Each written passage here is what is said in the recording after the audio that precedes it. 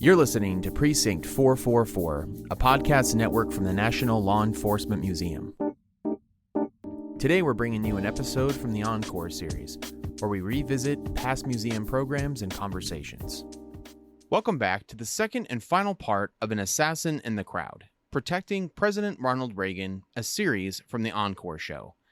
In part one, Secret Service agents assigned to President Reagan discussed the lead-up to that day, the attempt itself, and the days following the shooting.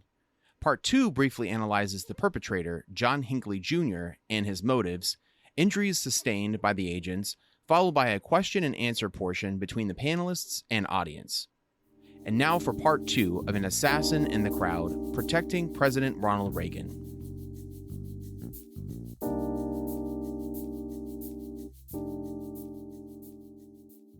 We were going to go back to John Hinckley now, but I want to tell you in just a few moments we're going to take questions. There are microphones on either side here, so if you have a question, remember, no monologues. The New York Magazine this month has an interesting article about John Hinckley, his efforts to be released, moving down to Williamsburg. He has to check in with the Secret Service. He has a brother and sister who I think still live on the West Coast. His mother is 90 or something. Not quite sure what's going to happen with John Hinckley when his mother dies. Do you have any sense of how closely the Secret Service keeps tabs on him other than his reporting in? And do you have any personal thoughts or feelings about John Hinckley? Tom, I don't have a lot of good Christian thoughts about him. Okay. Plain and simple. Going back, however, for years, the U.S. Attorney's Office would call me when they started releasing him many years ago. And they would track me down. We'd play phone tag going back and forth. And of course, they would tell me you couldn't tell anyone that we told you that he's out and moving around. And I finally asked them, after about 2 years of this telephone tag, I said, why do you keep calling me? Do you think I'm worried that he's out? He should be more worried that I know he's out. I said, but give me a call if he comes to Chicago. And he's never stopped in Chicago. My only comment about his release is they better be pretty damn sure about it. Sarah Jane Moore was released, by the way, after 40 years in custody. And I guess, I guess nothing's happened. But, the only way that shooting anyone, injuring anyone is of course, a terrible act. Shooting the President of the United States is a different type of thing. The only way the President of the United States should be removed from office is at the ballot box or impeached. It's the will of the people that he or she gets 4 years or 8 years. And that's really what the Secret Service is all about, is to ensure that the will of the people is executed. And I'm very skeptical of releasing someone who has committed an act like that. That goes for Sarah Jane Moore as well as John Hinckley. Mr. Baker? I don't have any strong opinion on that. There were because of Hinckley's, he actually wasn't convicted in a sense. He was confined because he was judged to be insane. One of the aftermaths of this case was the whole federal insanity defense was changed. And then most states made similar changes modeled on that. So the insanity defense is not used as much anymore. Mr. Sprague? But I must say, to be very totally honest about it,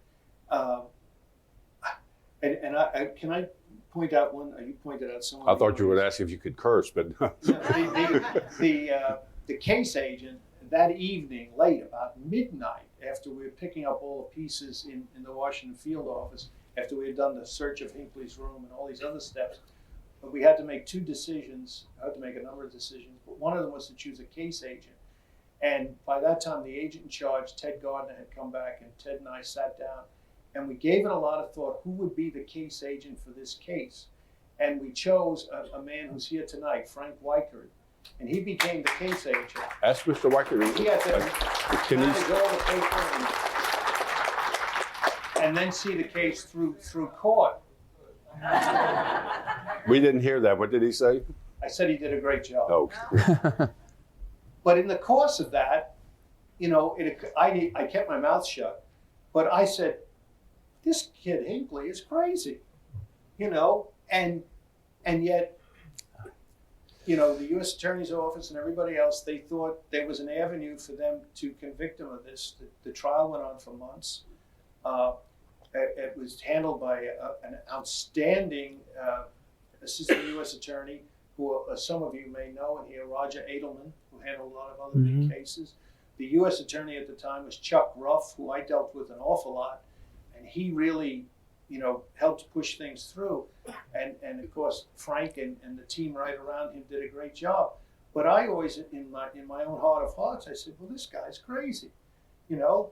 But they were all saying, oh no, we can get a conviction here.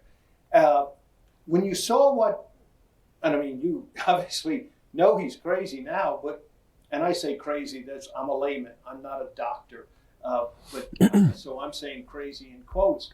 But when you went in and saw what we found in his room that night, I mean, this guy thinks he's doing a world historical event to win the heart of a beautiful Hollywood actress. I mean, it's just, to me, that's crazy. Yeah. Agent McCarthy, you were very modest about it when I asked you about being shot and possibly almost being run over by the president's limousine. But you went to the hospital. Did you ever get a chance to talk to President Reagan about that? Oh, yes. Tell us a little bit about that. A little more enlightening, or not enlightening, but lighter than what we just had to discuss. But and also, if you have questions, please come up to the mic because I'll call on you. Well, on the last day I was in the hospital, about 10 days that I was there, of course, I didn't have anything, a meeting with the president or anything like that. He was injured a little bit more seriously and was there longer. But on the last day, I was in the hospital. My wife, Carol, who was here, and two of my children, Jeff and Jeannie, came up to get me. My daughter, Jeannie, brought her nursing kit to make sure everything was in order. She was 4. And my son, Jeff, was acting like a doctor. So they came to get me, and I had a message before I leave to come down and see the president. Sounded like an order to me from the commander-in-chief. And of course, we promptly went down, my wife Carol and two of our children. You weren't wearing one of those horrible hospital gowns. No, I wasn't.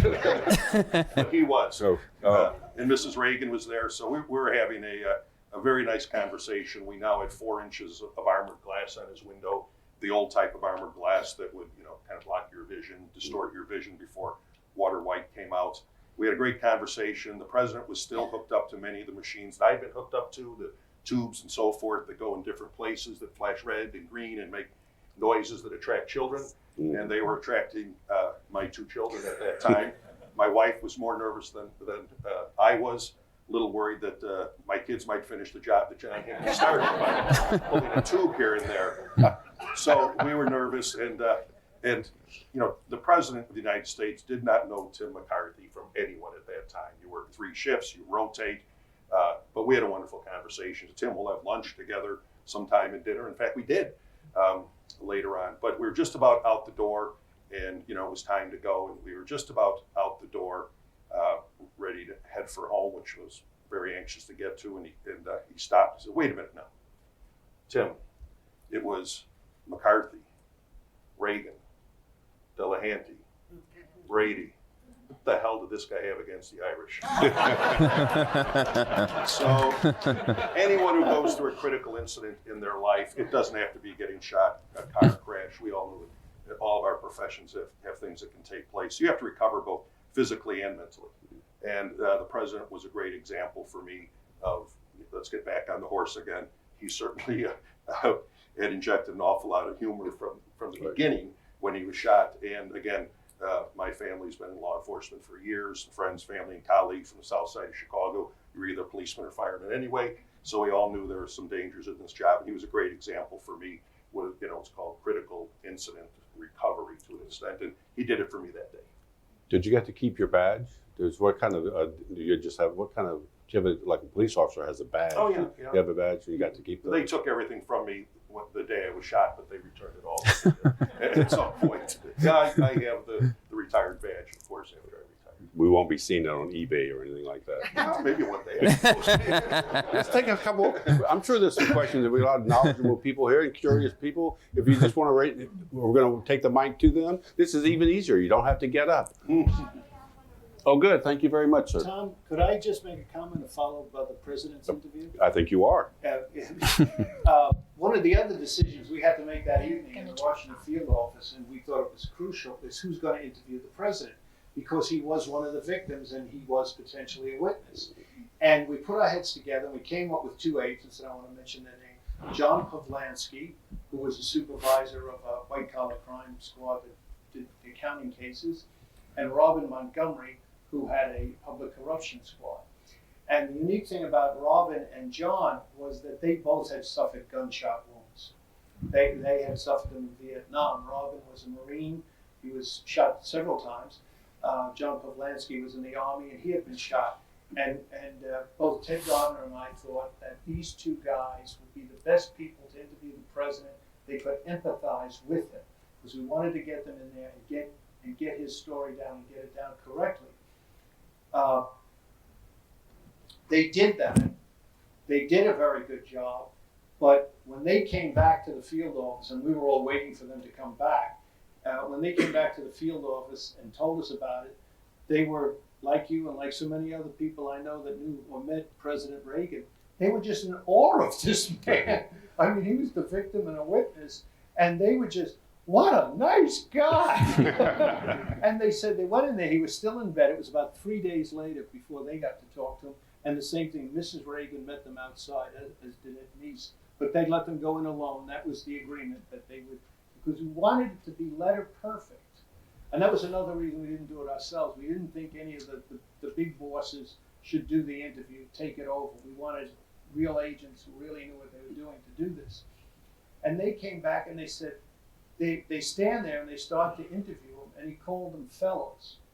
And he seemed initially a little ill at ease, the president. And he said, I have nothing to offer you. He says, all I have here is a pitcher of water. Here, and he reached over, even though he was wounded, to try and pour them 2 glasses of water and give it to them. And they immediately jumped and said, Mr. President, we'll get the water ourselves. But they said, that's how he was. And he told them, similar to what you said, he really didn't remember anything. He said, I didn't see anything. I don't know what happened. He said, but how did you like my jokes? He said, I made all those jokes. He says, because I know I got to keep the spirit of the people up. And that's how he was. Terrific, terrific. Yes, sir. Thank you for your Thank you. Thanks for your service. And you alluded to this, and I forgive my ignorance, but how clear was it that shots were fired? And I mean, I would think that knowing that that was happening, and how, in generally in your job, how well can you know that a shot's being fired and it's not some other source?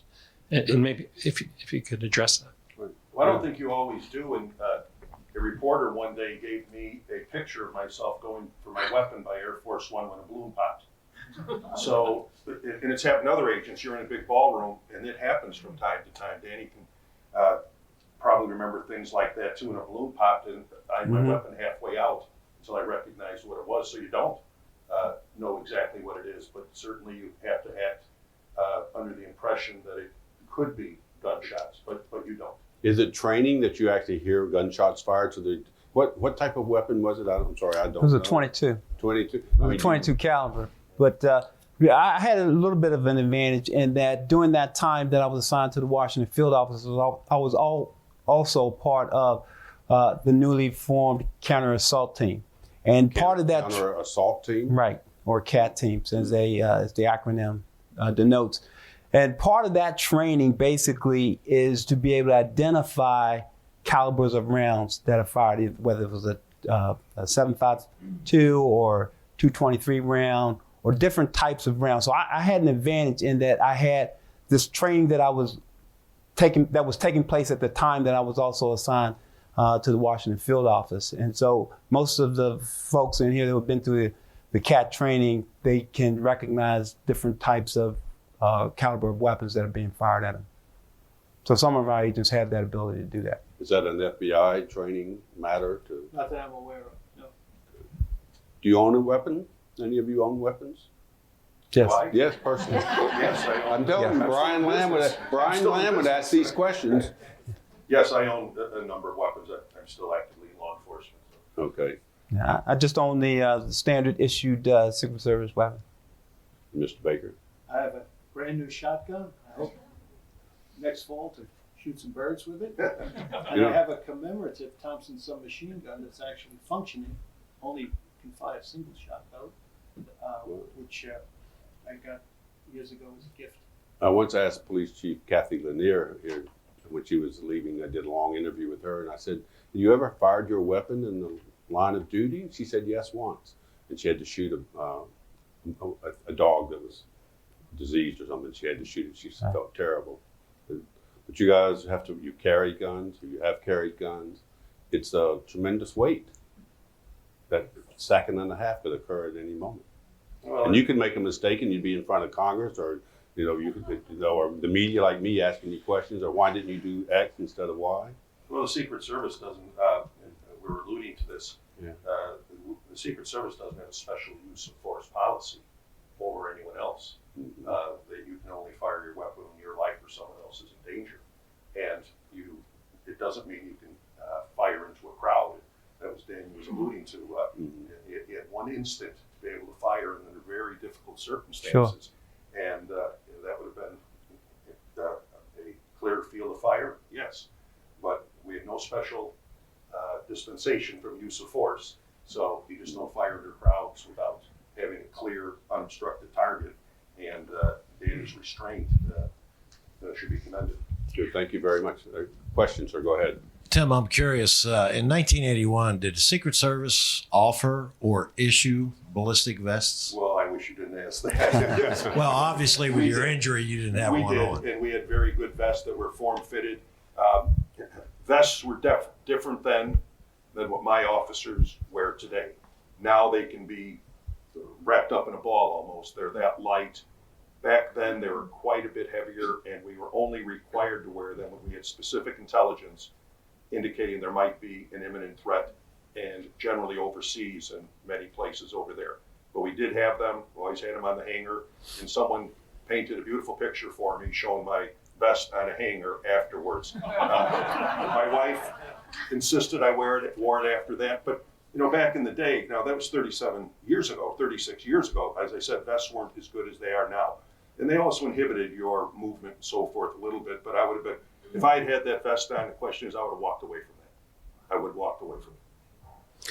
Well, when I became the assistant director in the Office of Protective Operations, and Carl Truscott is here, and a few other folks that were on the presidential detail when I was there, that we tried to eventually, I think it actually started with Dick Griffin, but we started to get to a policy of making it mandatory that every time the president or any protectee left the secure confines of the White House or a secure environment like vice president residence or a hotel where we had security, that it would be mandatory, that the discretion part was taken out. All right. Was there a question over here? Hi, I'd like to jump back to Hinckley for a minute, if you don't mind. Can you talk a little bit about his background, if he had any marksmanship training, and what it was like to go into his house or to talk to his family? Getting back to the day, which was an incident that happened right here, one of the first things we did, and it was, I think, I could be mistaken, I thought it was Lieutenant Wilson, it could have been Powers or somebody else, but I was told right away that Hinckley was taken to the MPD, referring to Central Lockup, and later he was moved to the homicide office there. But they made the same decision, the police, that the Secret Service had made, that they weren't going to attempt to interview him. So I was told, Hinckley's sitting there, we're not talking to him, he's waiting for you.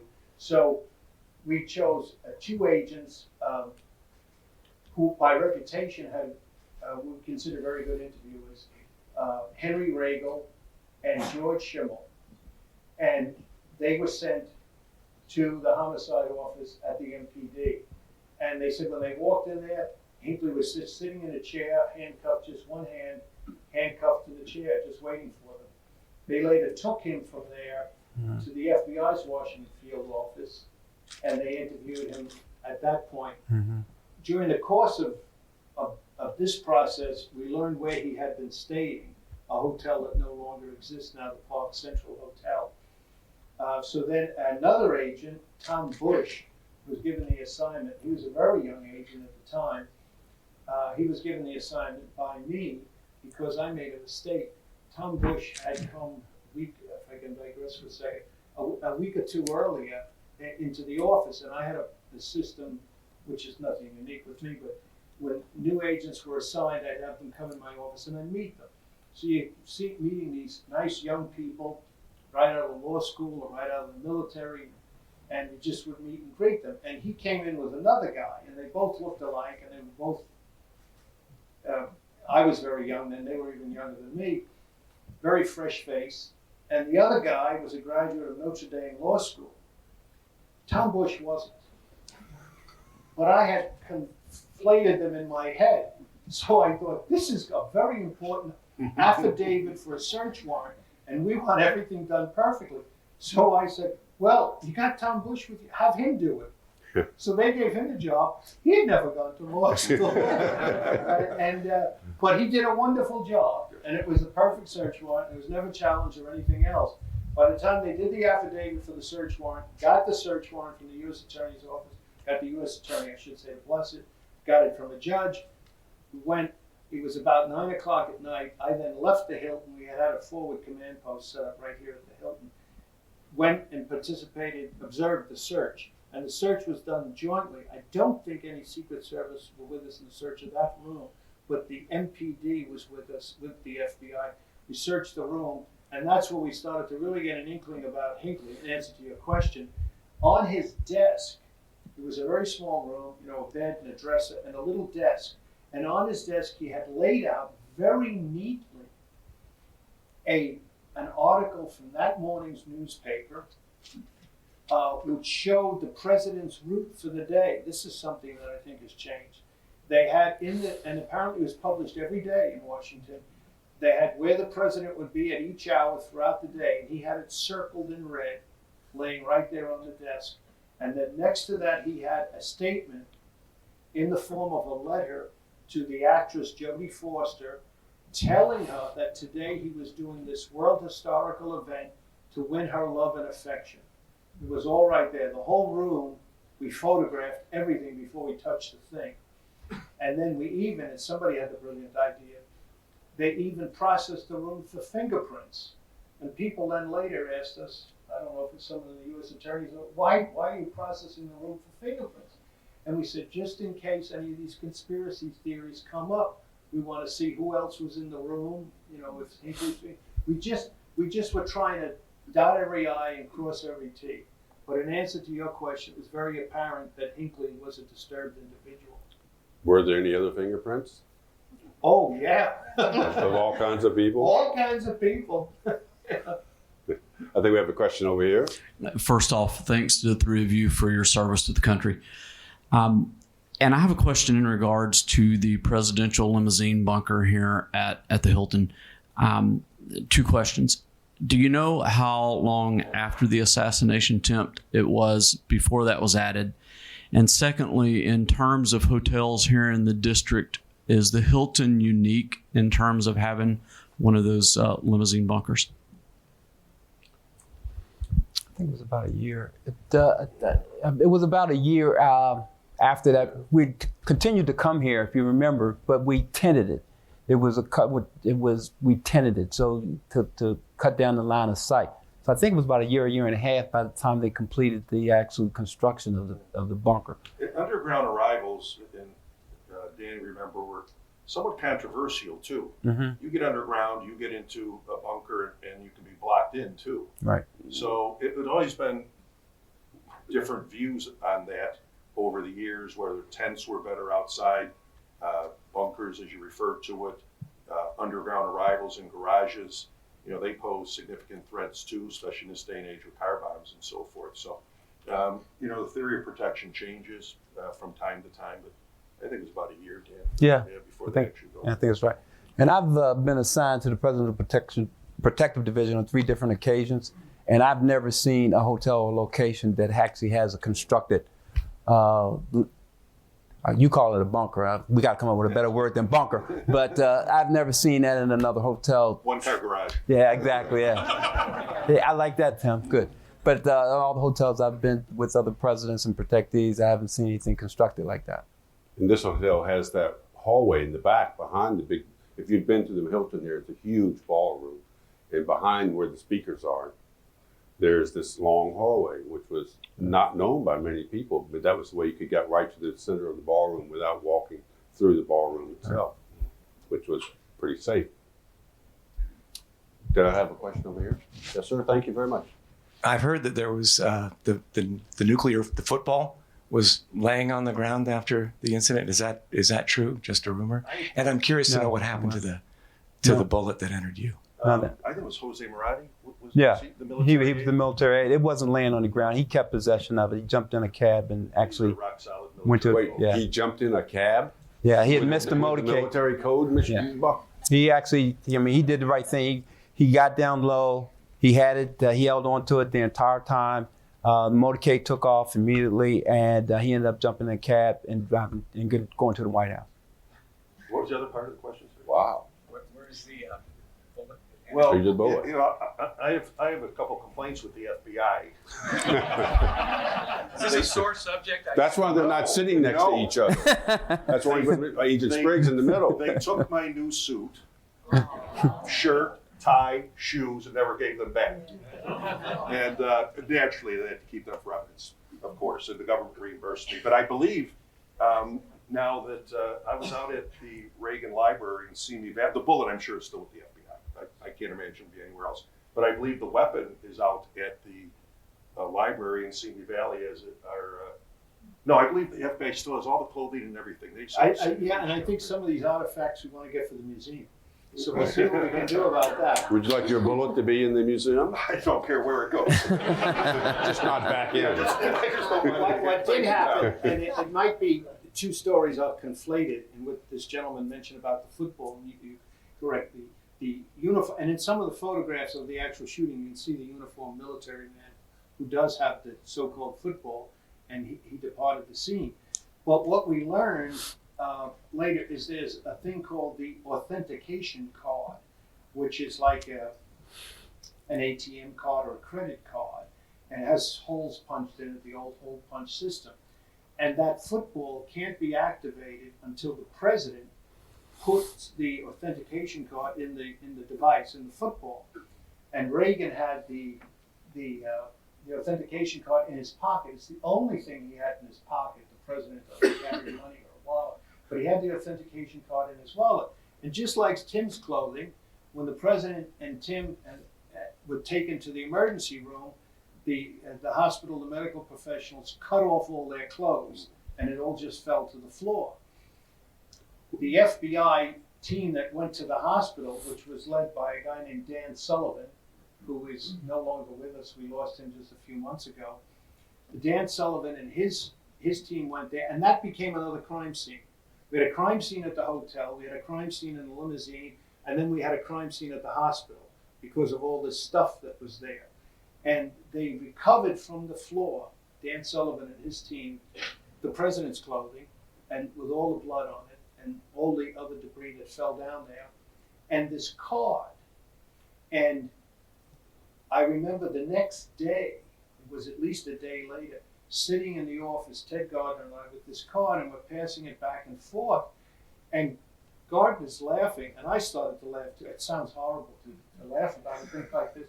But he said, I got these blankety blank people from the White House. Because, and I don't know if the Secret Service wants to talk about this. You talked about staff earlier on. But sometimes you get these political people, and they're always putting in their 2 cents and buzzing you about things. And he says, they're all exercised about this card. And I said, why? And then Gardner explained to me, well, this is the card the president has to slip in the football. And Gardner thought, and I thought too, we should get extra commendation that our agents found this thing. But instead, they're saying they want that card back.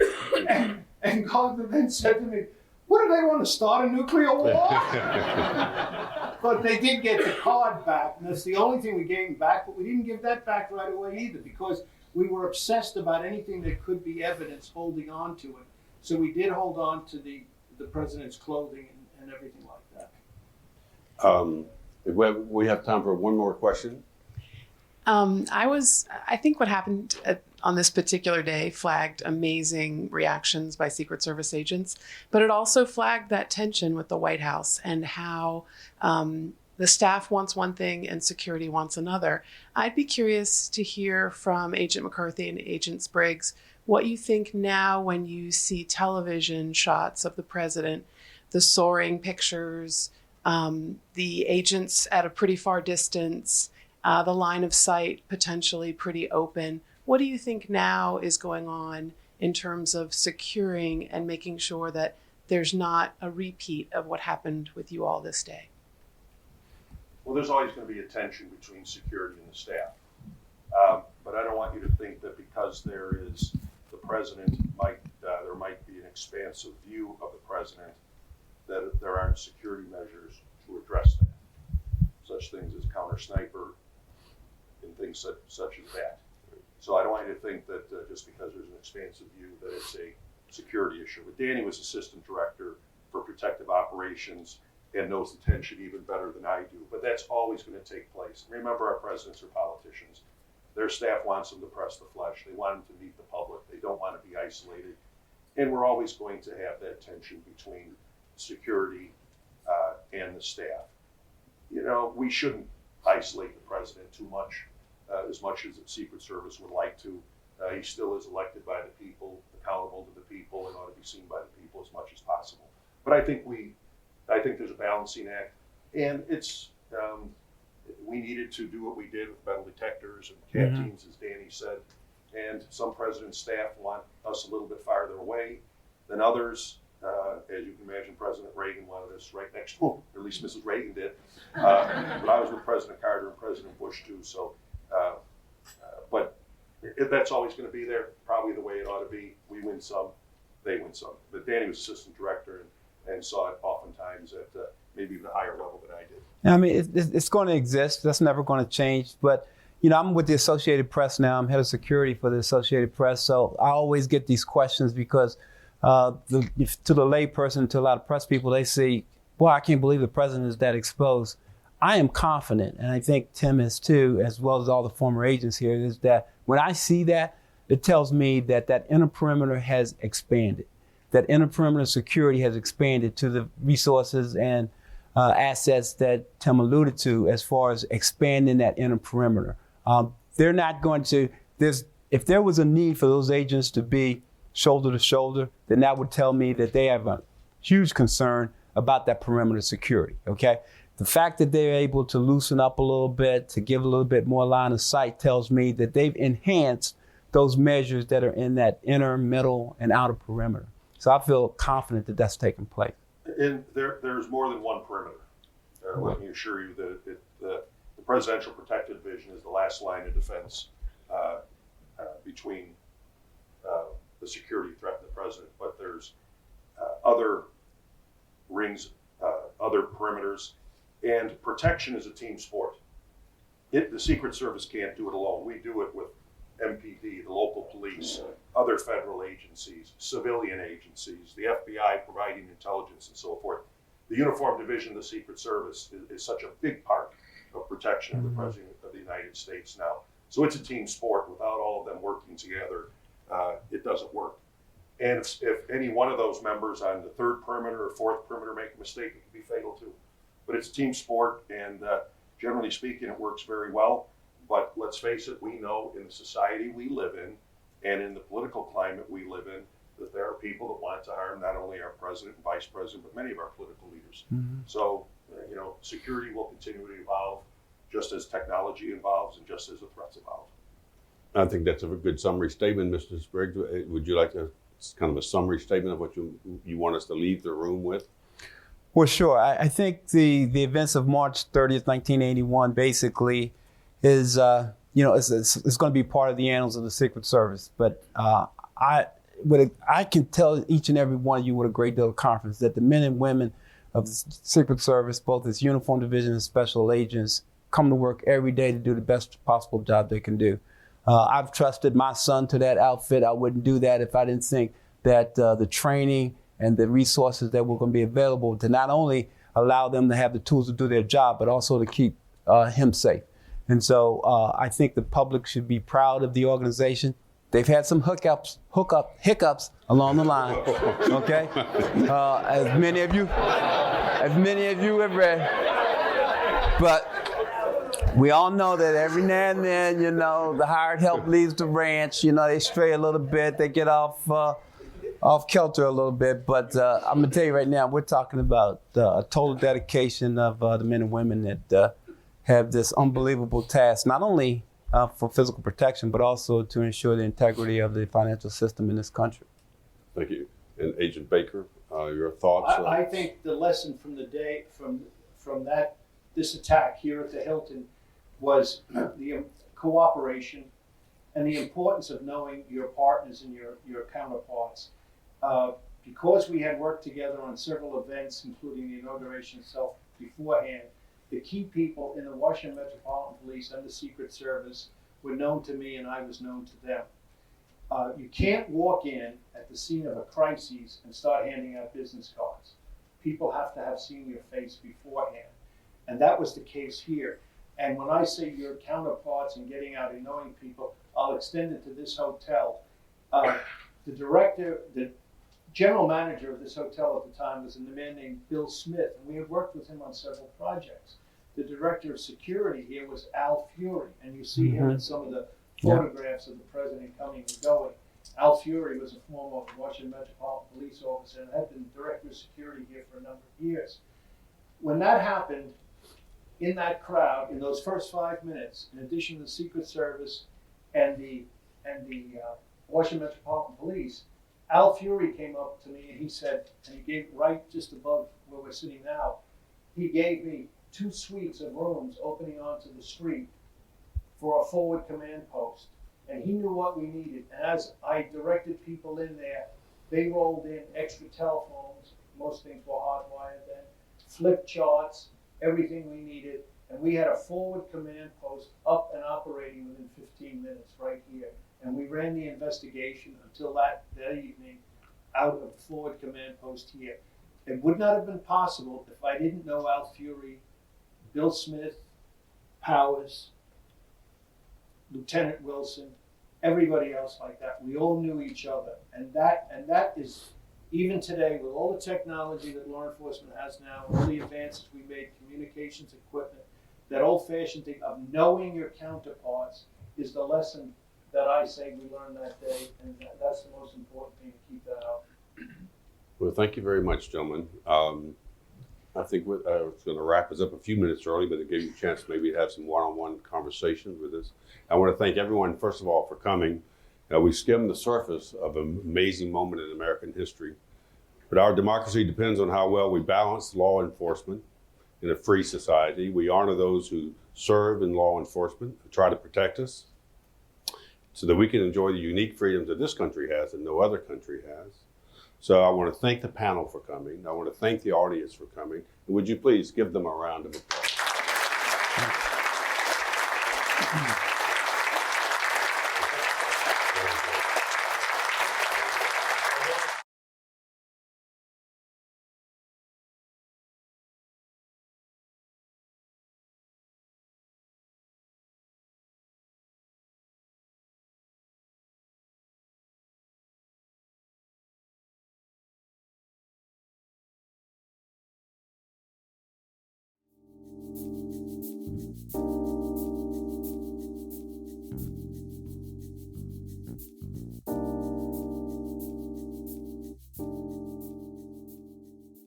Thanks for listening to this series of An Assassin in the Crowd, Protecting President Ronald Reagan, an Encore show that revisits past museum programs and conversations.